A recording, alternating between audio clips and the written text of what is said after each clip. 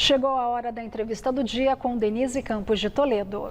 E eu converso agora com o Roberto Liviano, que é procurador e presidente do Instituto Não Aceito Corrupção. Nós vamos falar das mudanças na lei da ficha limpa. O presidente Lula ontem sancionou o projeto com vetos, se imaginava uma quantidade maior de vetos. No final das contas, há um grande questionamento quanto à forma como o presidente sancionou as principais mudanças que foram propostas pelo Congresso. Vamos falar então com o Roberto Liviano. Uma boa noite, obrigada pela participação aqui no Jornal da Gazeta.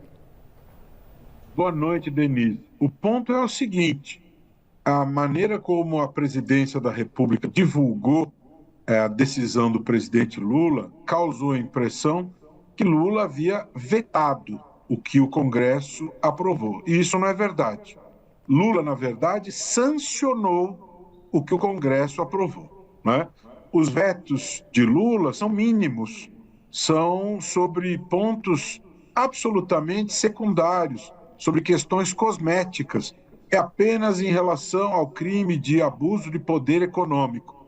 O cerne da mudança que o Congresso aprovou é sobre duração da pena de inelegibilidade e sobre a forma de contagem, porque o que vigorava antes é que havia uma pena de inelegibilidade de 8 anos a contar do final do cumprimento da pena.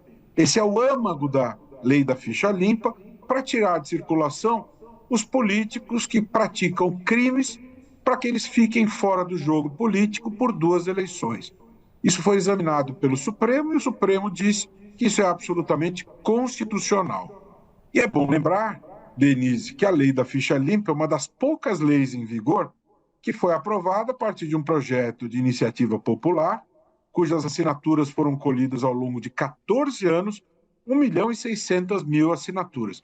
E esse projeto foi de autoria de Dani Cunha e ele reabilita para a vida política no ano que vem seu pai, Eduardo Cunha, Antony Garotinho, Zé Roberto Arruda e outras figuras, que nos termos da lei em vigor não poderiam ser candidatos. Agora eles podem ser, a partir da deliberação do Congresso e da sanção de Lula.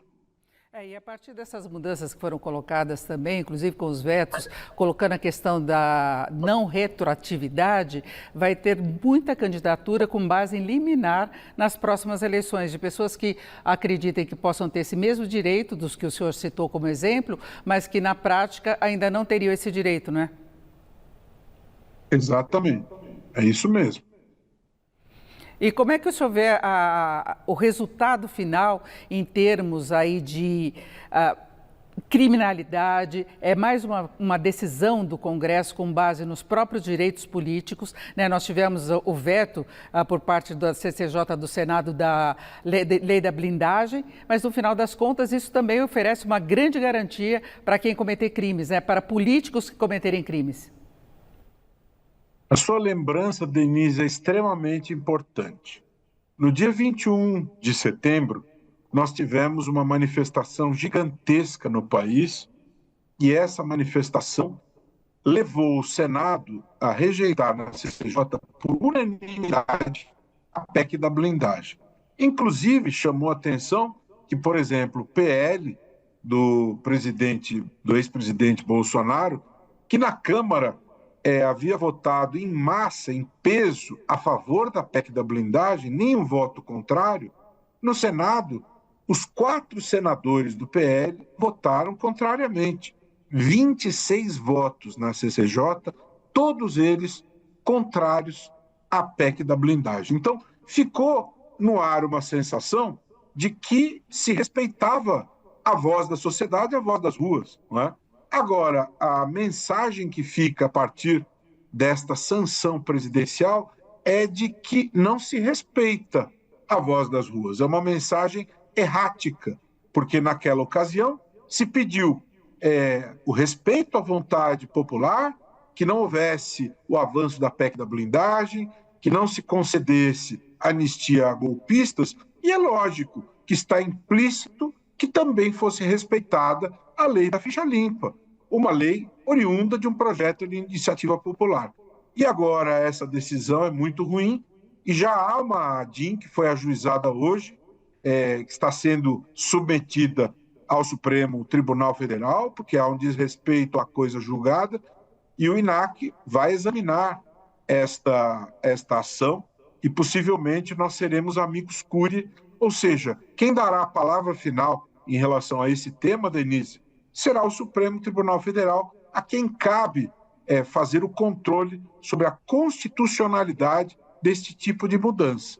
Ou seja, este assunto não está encerrado. O Congresso decidiu desta forma, o presidente sancionou, mas este assunto ainda pende de análise por parte do Supremo Tribunal Federal, verificando-se isso está ou não de acordo com a Constituição Federal.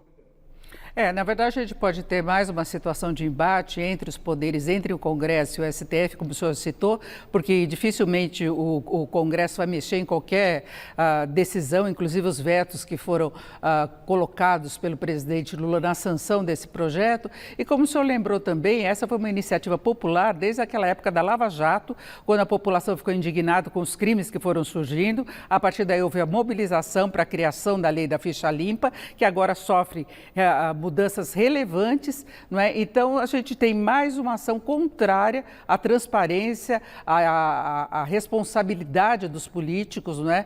Contra a criminalidade mesmo aqui no país. Lembrando que todos os processos da Lava Jato, aos poucos, foram sendo revertidos, não é? E detalhe, Denise, importante, em 2010, quando a lei da ficha limpa foi aprovada a partir do projeto de iniciativa popular, ela foi aprovada por unanimidade, né? 1.600.000 assinaturas colhidas ao longo de 14 anos e aprovação unânime na Câmara e no Senado. E agora, a partir dessa proposição de Dani Cunha, filha de Eduardo Cunha, que está se beneficiando desta proposição, nós tivemos uma tramitação mediante urgência de votação. O que isso significa para o telespectador que nos acompanha? Nenhuma audiência pública, nenhum exame por comissão no Congresso, ou seja, o processo democrático foi literalmente atropelado. Não se ouviu a voz da sociedade, não se ouviu nenhum especialista, não houve nenhum debate. Tudo foi feito nos termos daquela famosa doutrina do ex-ministro do Meio Ambiente, de boiada. Tudo na base do atropelo, sem nenhuma discussão. Tudo feito na correria, sem ouvir a voz do povo. E desta maneira, antidemocrática, inclusive na calada da noite, porque isso foi aprovado altas horas da noite, para que a sociedade não pudesse resistir a esta aprovação, aprova-se esta proposição altamente nociva ao interesse da sociedade, que vem na contramão do interesse público. Agora virão as reações. Eu agradeço muito a participação de Roberto Liviano, que é procurador e presidente do Instituto Não Aceito Corrupção. Mais uma vez, obrigada pela sua participação. Uma boa noite. Sempre uma alegria. Quem quiser acompanhar esse debate, me siga no Instagram, Roberto Liviano Oficial. Sempre uma honra estar com você, Denise, e com todos os amigos do Jornal da Gazeta. Forte abraço, até a próxima. Obrigada. Com vocês.